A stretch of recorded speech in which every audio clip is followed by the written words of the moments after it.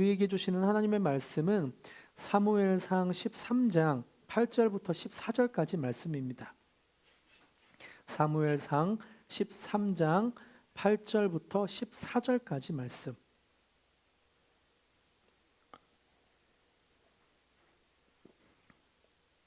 교독하시고 마지막 14절은 함께 읽겠습니다. 제가 먼저 읽습니다. 사울은 사무엘이 정한 기한대로 이레 동안을 기다렸으나 사무엘이 길갈로 오지 아니하매 백성이 사울에게서 흩어지는지라. 사울이 이르되 번제와 화목제물을 이리로 가져오라 하여 번제를 드렸더니 번제 드리기를 마치자 사무엘이 온지라. 사울이 나가 맞으며 문안하매 사무엘이 이르되 왕이 행하신 것이 무엇이냐 하니 사울이 이르되 백성은 내게서 흩어지고 당신은 정한 날 안에 오지 아니하였고 블레셋 사람은 믹마스에 모였음을 내가 보았으므로 이에 내가 이르기를 블레셋 사람들이 나를 치러 길갈로 내려오겠거늘 내가 여호와께 은혜를 간구하지 못하였다 하고 부득이하여 번제를 드렸나이다 하니라. 사무엘이 사울에게 이르되 왕이 망령되기 행하였도다. 왕이 왕의 하나님 여호와께서 왕에게 내리신 명령을 지키지 아니하였도다. 그리하였더라면 여호와께서 이스라엘 위에 왕의 나라를 함께 읽겠습니다. 지금은 왕의 나라가 길지 못할 것이라 여호와께서 왕에게 명령하신 바를 왕이 지키지 아니하였으므로 여호와께서 그의 마음에 맞는 사람을 구하여 여호와께서 그를 그의 백성의 지도자로 삼으셨느니라 하고. 아멘. 오늘은 사무엘상 13장 8절부터 14절까지를 본문으로 권력과 자기주도적인 삶, 권력과 자기주도적인 삶이라는 제목으로 말씀을 나누겠습니다. 여러분, 인생을 살아가면서 가장 견디기 힘들었던 인생의 순간은 언제였습니까? 가장 고통스럽게 여겼던 그 순간은 언제였습니까? 몸과 마음이 아팠을 때, 아니면 통장의 재정이 바닥났을 때, 또는 가장 믿었던 사람에게 배신당했을 때, 아니면 삶의 의미를 찾지 못하고 방황했을 때, 이런 순간순간이 고통스러울 것 같습니다. 이런 시간을 겪으면서 우리는 공통되게 하는 말이 있죠. 와, 인생이 내 맘대로 되지 않더라. 내 삶이 내 뜻대로 되지 않더라. 내 인생에서 이렇게 우리 뜻대로 되지 않을 때 우리는 고통을 느낍니다. 단순히 질병의 아픔이나 재정의 궁핍 그 자체가 주는 고통도 크지만 곰곰이 생각해보면 우리를 더 깊은 절망으로 몰아넣는 것은 바로 도저히 달라질 것 같지 않은 불투명한 내일을 바라보며 도저히 바뀔 것 같지 않은 내일을 바라볼 때 우리는 더 큰 고통을 느끼게 되죠. 아무리 치열하게 애를 쓰고 노력을 해도 현실은 조금도 바뀔 수 없다는 막막한 벽을 마주할 때 우리는 큰 고통을 느끼고 마음속에 두려움과 불안한 마음이 커지게 됩니다. 세상은 이렇게 고통 속에 있지 말고 자기주도적으로 고통을 헤쳐나가라고 말을 합니다. 현대사회는 고통 속에 있는 우리에게 삶을 통제하고 스스로 살아가라고 말하죠. 자율성, 자기주도적인 삶, 내 운명의 주인은 나다. 고통 속에 신음하지 말고 인생의 통제권을 쥐어라 라고 세상은 계속해서 우리에게 속삭입니다. 그래서 사람은 누구나 내 삶의 시나리오를 내가 직접 쓰고 감독하고 주연까지 맡고 싶어 합니다. 하지만 여기서 이런 마음의 이면을 영적인 눈으로 바라봐야 돼요. 내 삶은 내가 주인이다. 내가 스스로 살아가야 된다. 인생은 고통스럽기 때문에 내가 통제하에 내 주도권을 갖고 있어야 된다라는 이면에는 권력과 통제의 우상이 있게 됩니다. 여러분, 성경에서 죄가 드러나는 순간들을 한번 보세요. 하나님을 찬양했던 천사장인 루시퍼가 왜 사탄이 되었나요? 이사야 14장 13절, 내가 내 마음에 이르기를 내가 하늘에 올라 하나님의 뭇별 위에 내 자리를 높이리라. 내가 스스로 컨트롤할게. 내가 하나님의 뭇별 위에 앉아 내 자리를 내가 앉을게. 내가 앉을게. 또 아담과 하와가 뱀의 꼬드김에 넘어가 하나님을 왜 거역하나요? 창세기 3장 5절, 너희가 그것을 먹는 날에는 너희 눈이 밝아져 하나님과 같이 되어 선악을 알 줄 하나님이 아십니다. 선악을 내가 판단할게. 내가 스스로 컨트롤할게. 그런 내가 자기주도적인 생각을 하면서부터 이 세상에 죄는 들어왔습니다. 그래서 죄는 자신이 인생을 주도하겠다는 것에서부터 시작됩니다. C.S. 루이스는 죄를 뜻하는 영어 sin의 중심에는 centeredness, 자기 중심성, 내가 중심이 되었다라고 표현하기도 합니다. 이 표현은 죄의 본질은 자기 중심성에 있다는 표현이죠.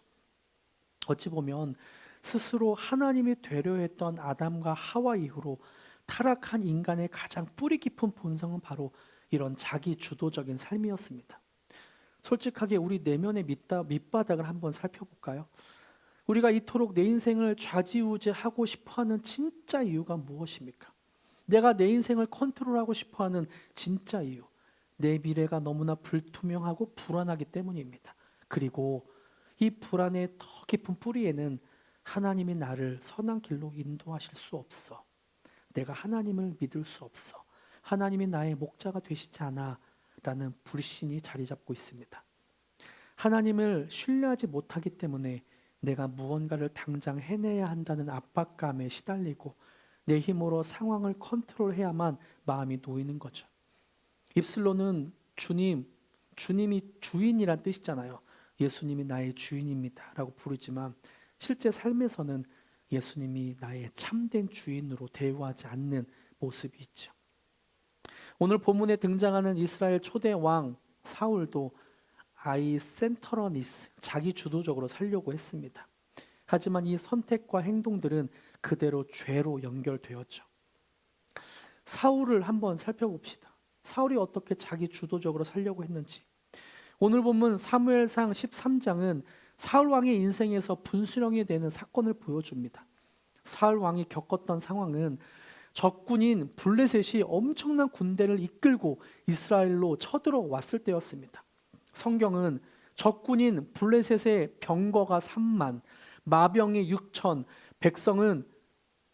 군대는 해변의 모래와 같았다라고 표현하고 있습니다. 반면에 사울을 이끄는 이스라엘 군대는, 사울을 따르는 이스라엘 군대는 블레셋 군대를 보고 겁이 나서 동굴로 숨고 숲풀 속에 숨고 요단강을 건너 도망치기 바빴습니다. 전쟁을 치를 수도 없는 위기 속에 놓인 사울은 선지자 사무엘을 기다리고 있었죠.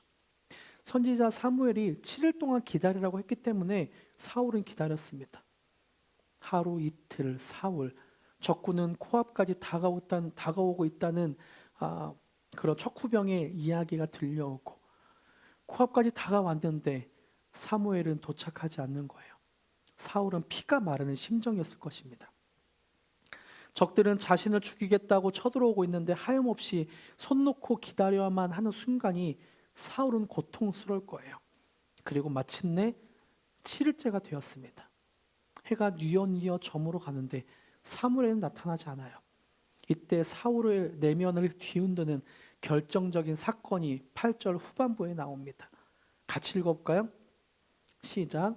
사울은 사무엘이 정한 기한대로 이레 동안을 기다렸으나 사무엘이 길갈로 오지 아니하매 백성이 사울에게서 흩어지는지라.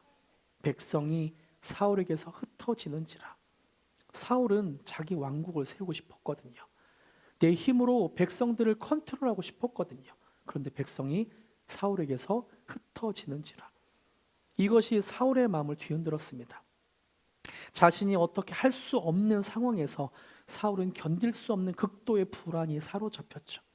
결국 사울은 선을 넘습니다. 9절. 사울이 이르되 번제와 화목제물을 이리로 가져오라 하여 어떻게 했다고요? 번제를 드렸더니.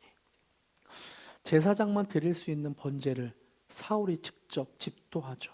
왜요? 사울이 왜 번제를 드렸나요? 하나님을 너무나 사랑해서 하나님을 기쁘게 하기 위해서? 아니죠. 사람들을 통제하기 위해서, 사람들을 컨트롤하기 위해서 사울은 직접 번제를 드립니다.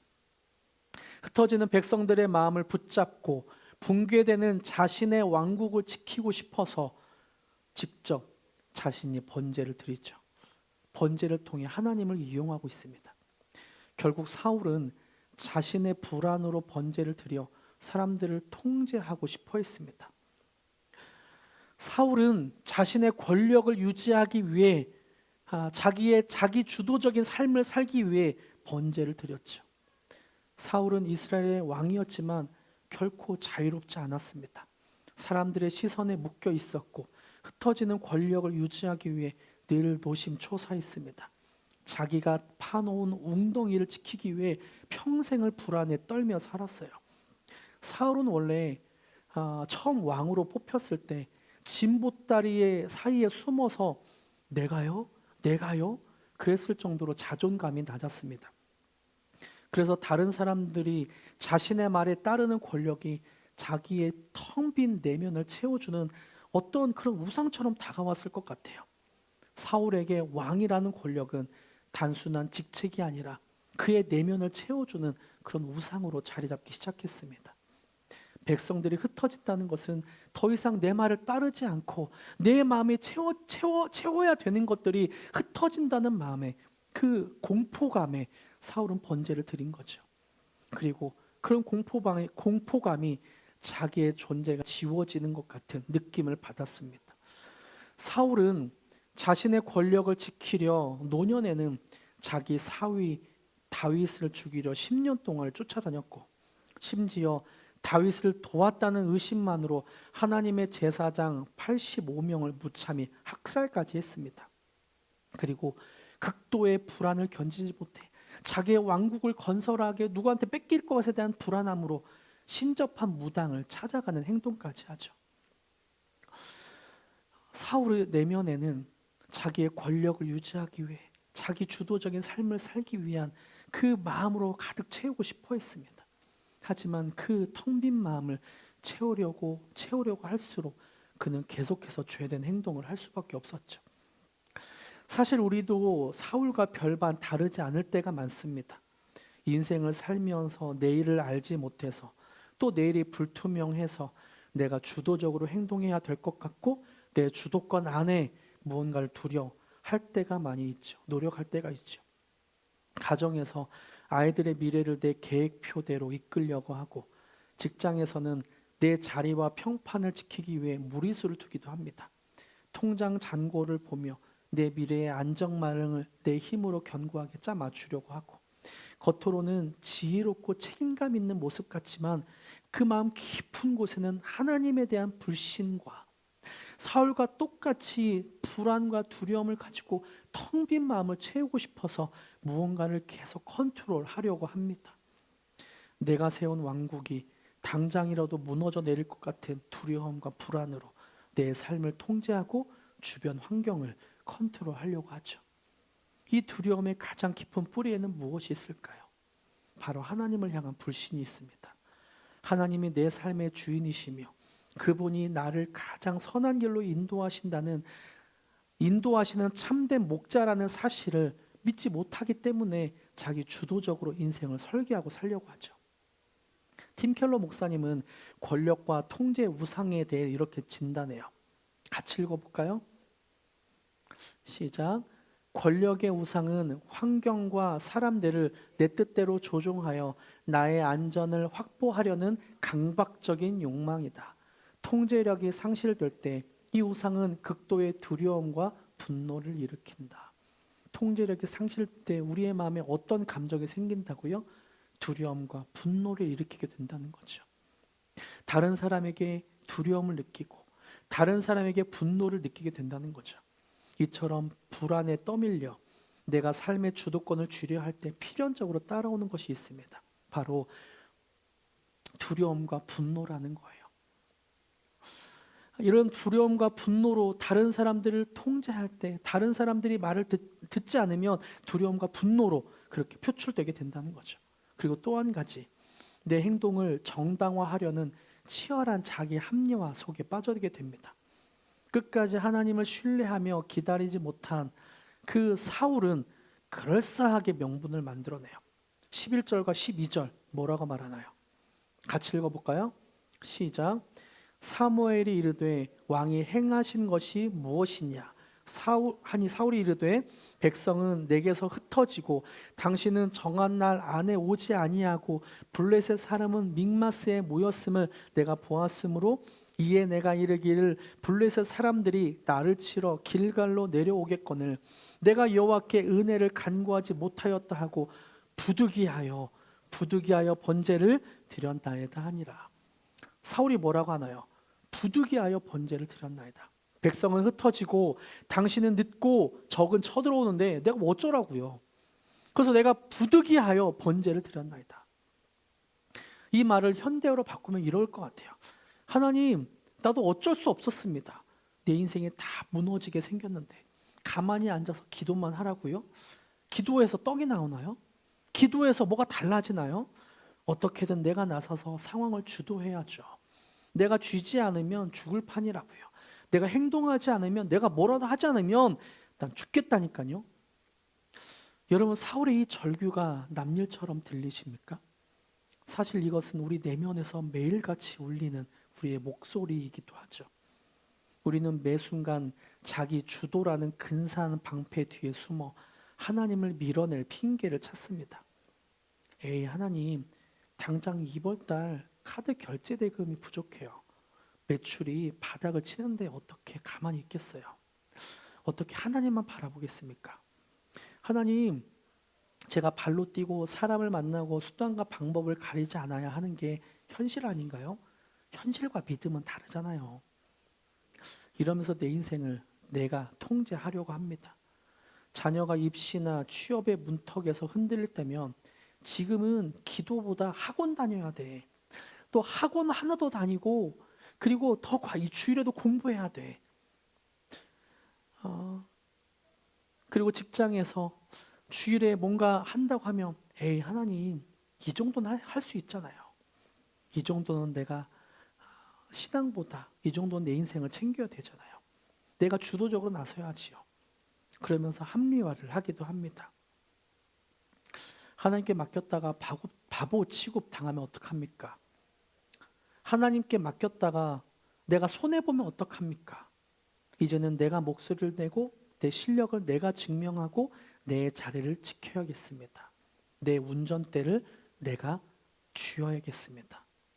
결국 우리는 세상이 이러니까 나라도 정신 차려야 하니까 수많은 이유를 대며 내 인생의 주관자가 하나님이 아니라 내 인생은 내가 살아야 한다고 생각합니다.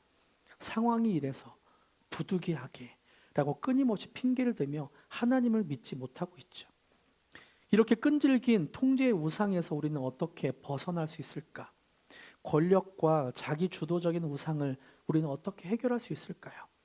유일한 길, 우리가 이런 우상에서 해결할 수 있는 유일한 길은 나보다 나를 더 사랑하시고 나보다 능력이 많으신 진정한 왕, 진짜 운전자를 만날 때, 진짜 왕을 만날 때 우리는 삶의 평안과 자유를 얻게 됩니다. 빌립보서 2장 6절부터 11절까지에서는 온 우주의 운전대를 쥐고 계신 진짜 왕을 소개하고 있어요. 이 왕이 우리를 어떻게 다스리시는지를 한번 보세요. 같이 읽어볼까요? 빌립보서 말씀을 화면을 보면서 함께 읽기로 합니다. 빌립보서 2장 6절부터 11절 함께 읽겠습니다. 그는 근본 하나님의 본체시나 하나님과 동등됨을 취할 것으로 여기지 아니하시고 오히려 자기를 비워 종의 형체를 가지사 사람들과 같이 되셨고 사람의 모양으로 나타나사 자기를 낮추시고 죽기까지 복종하셨으니 곧 십자가에 죽으심이라.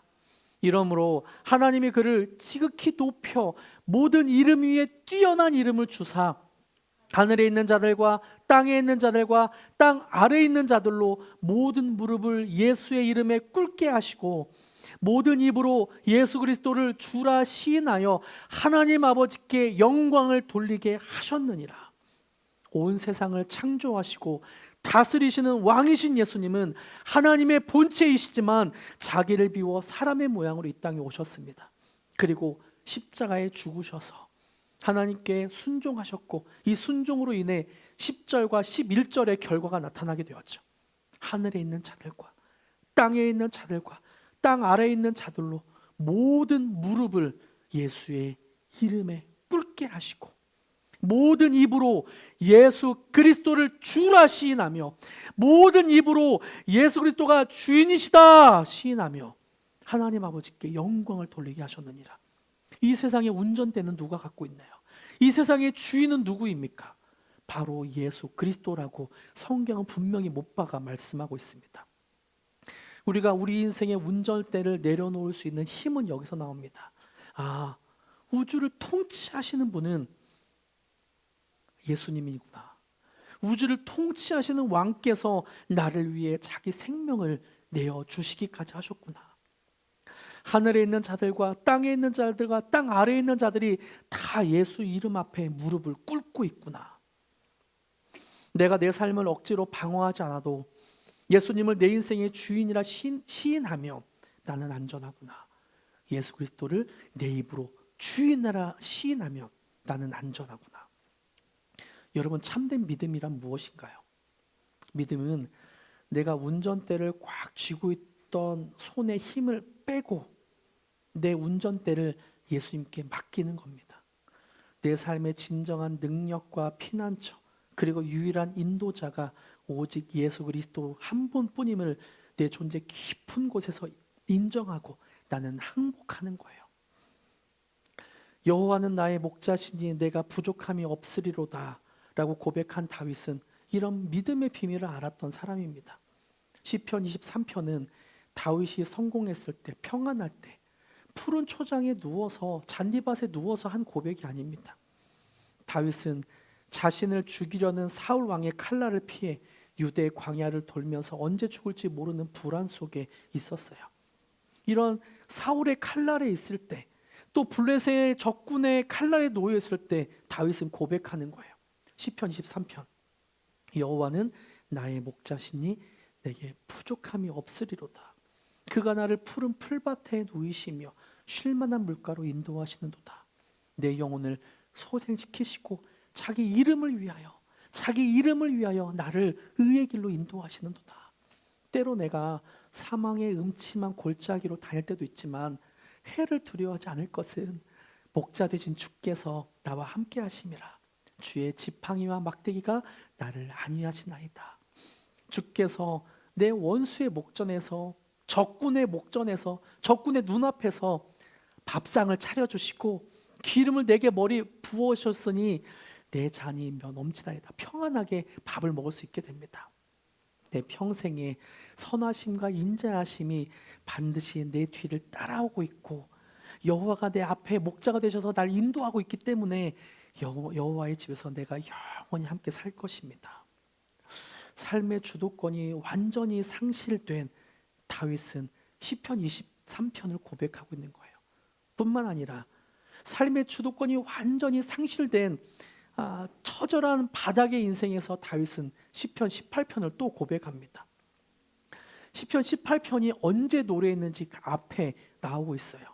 여호와의 종 다윗의 시, 언제 불렀느냐, 인도자를 따라 부르는 노래였는데, 여호와께서 다윗을 그 모든 원수의 손에서와 사울의 손에서, 다음 넘겨주세요, 건져주신 날에 다윗이 이 노래의 말로 여호와께 아뢰어 이르되, 사울과 적군의 손에서 건져내신 날 다윗은 말하는 거예요.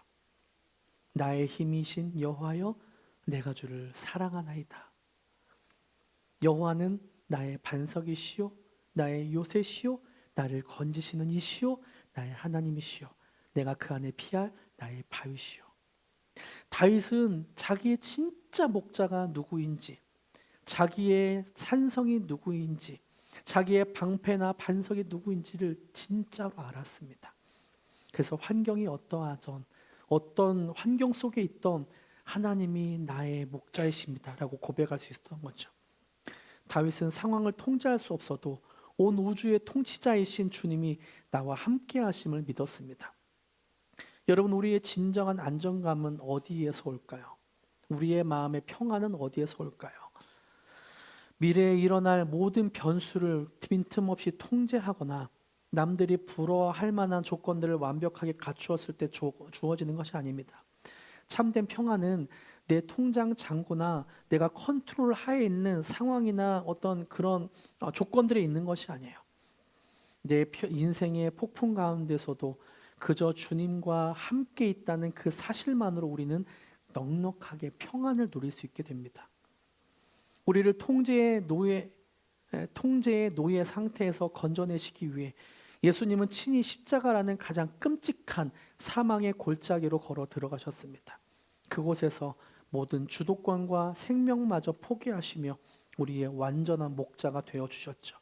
이 십자가의 크신 사랑이 우리의 마음을 덮을 때 우리는 비로소 꽉 쥐고 있던 통제라는 우상을 내려놓고 예수님이 내 인생의 주인입니다 라고 고백할 수 있게 됩니다.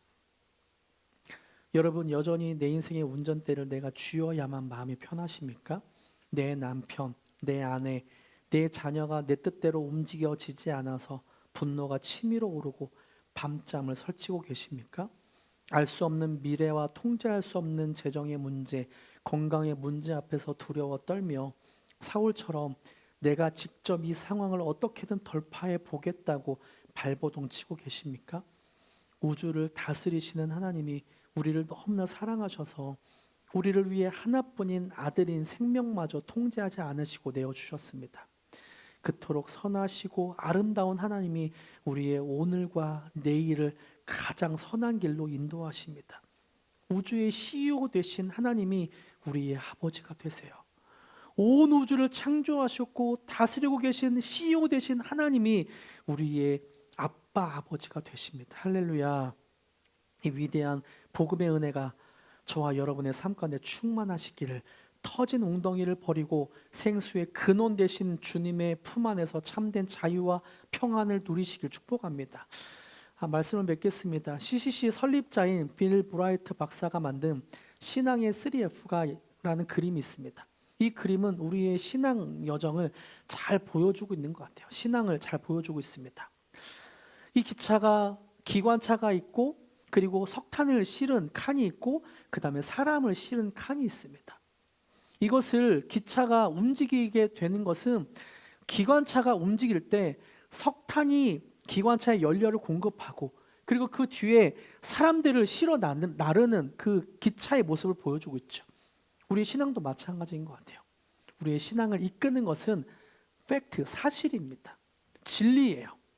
이 진리를 우리가 믿을 때, 페이스 믿을 때, 우리 그 뒤에 우리는 느낌을 얻게 되고 경험하게 됩니다. 그래서 기차 맨 앞에 사실이 있어야 돼요. 우리의 신앙에서는 사실이 중요합니다.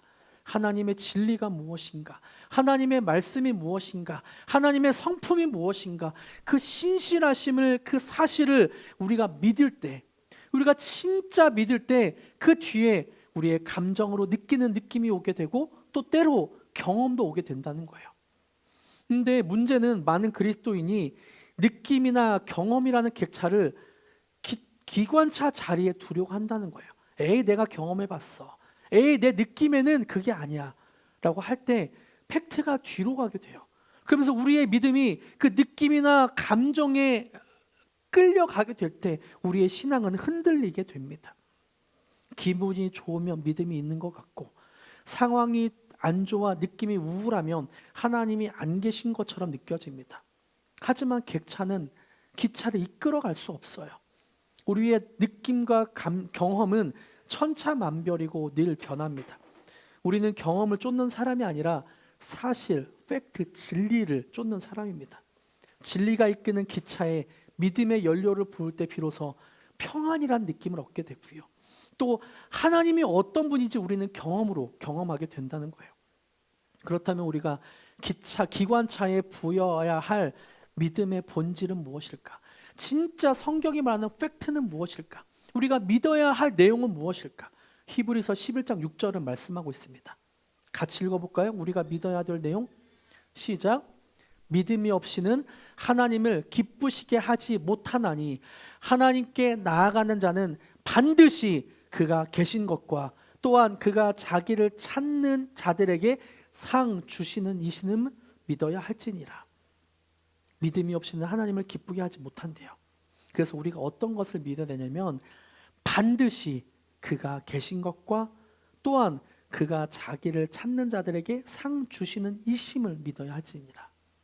이 말씀에는 우리가 붙들어야 할 두 가지 핵심적인 사실이 있습니다. 첫 번째, 우리는 반드시 그가 계신 것을 믿어야 된다는 거예요.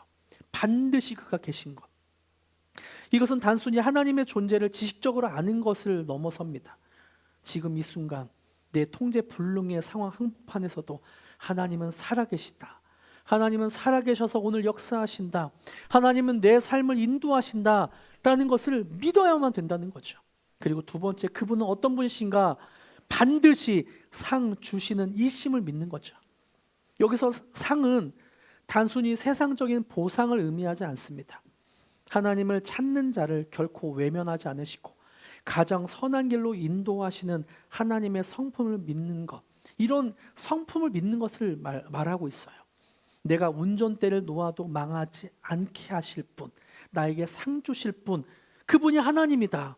내 운전대를 맡겨도 하나님은 나를 컨트롤하시고 가장 선한 길로 인도하신다. 상 주시는 분이다 라는 것을 반드시 믿어야 된다는 거예요. 이 사실을 믿을 때 우리는 비로소 불안한 마음으로 붙드는 통제의 우상, 권력의 우상, 자기 주도성의 우상을 내려놓을 수 있게 됩니다. 여러분 마음속에서 혹은 입술로 함께 고백해 보시길 바랍니다.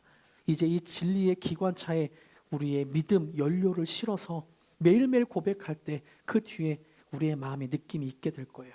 그리고 일주일 살아가는 동안 이 진리를 계속 믿으려고 고백하며 이걸 바라볼 때 우리는 이것들을 경험하게 될 것입니다. 같이 읽어볼까요? 말씀을 다시 한번 다시 읽어봅시다. 6절 시작. 믿음이 없이는 하나님을 기쁘시게 하지 못하나니 하나님께 나아가는 자는 반드시 그가 계신 것과 또한 그가 자기를 찾는 자들에게 상 주시는 이심을 믿어야 할지니라. 여러분 이것이 우리의 믿음이 되길 축복합니다. 할렐루야.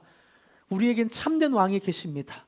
우리를 다스리시는 왕, 온 우주 만물을 창조하셨고 오늘도 다스리고 계신 그 왕, 그 왕 앞에 나아가 그 왕을 고백하며 반드시 그가 계신 것과 우리에게 상 주시는 이심을 믿으며 함께 찬양하며 고백합시다.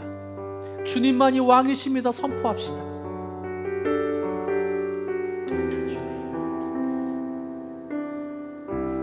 주님만이 왕이십니다. 주님만이 왕이십니다. 주님만이 왕이십니다. 주님만이 왕이십니다. 주님만이 왕이시 내 삶에 내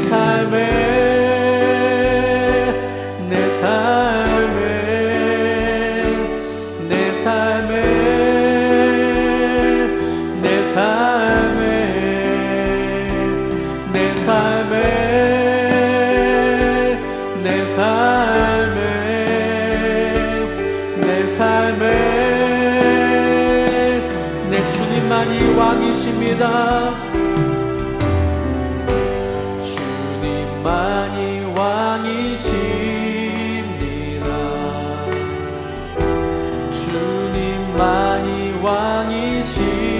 주님만이 왕이십니다.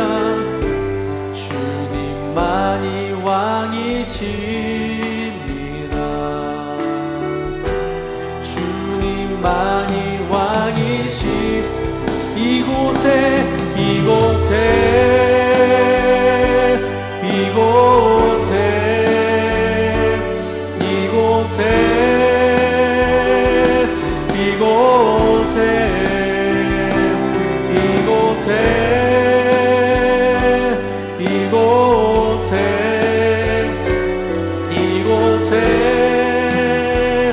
온 땅에 주님만이 왕이십니다.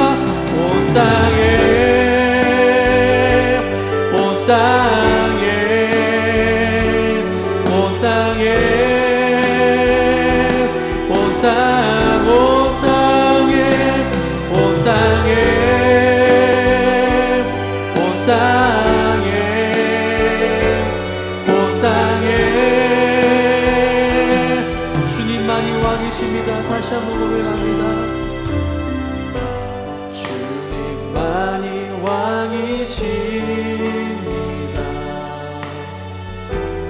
주님만이 왕이십니다. 주님만이 왕이십니다. 주님만, 다시 한번 주님만이 왕이십니다. 주님만이 왕이십니다. 주님만이 왕이시, 주님만이 왕이십니다. 주님만이 왕이, 경배 경배 경배 경배 경배 경배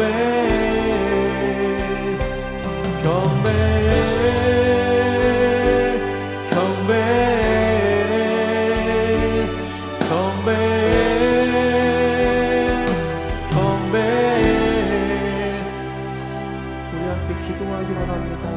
예수님이 우리의 왕이십니다. 온 땅을 다스리시는 왕이십니다.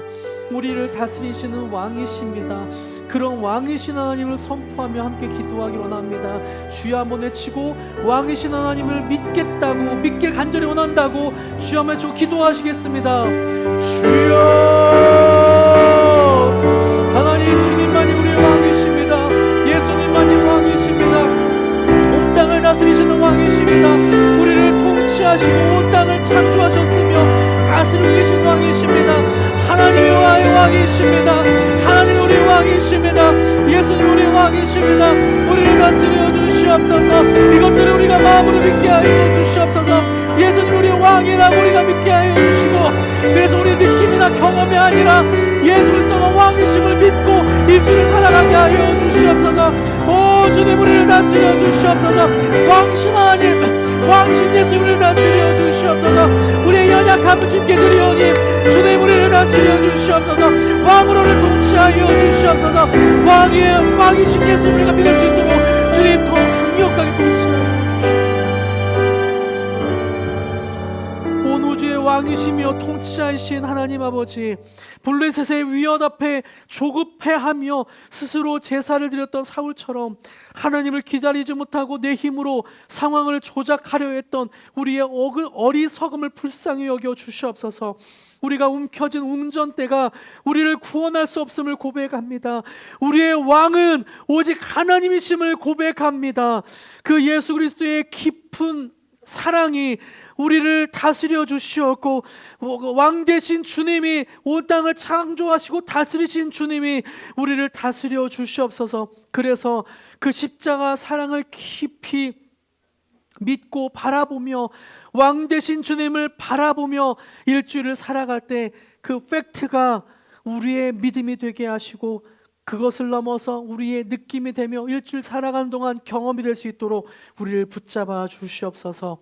아무리 두렵고 불안한 순간이 있다 할지라도 그것을 분노하며 통제하려 두려워하지 않겠습니다.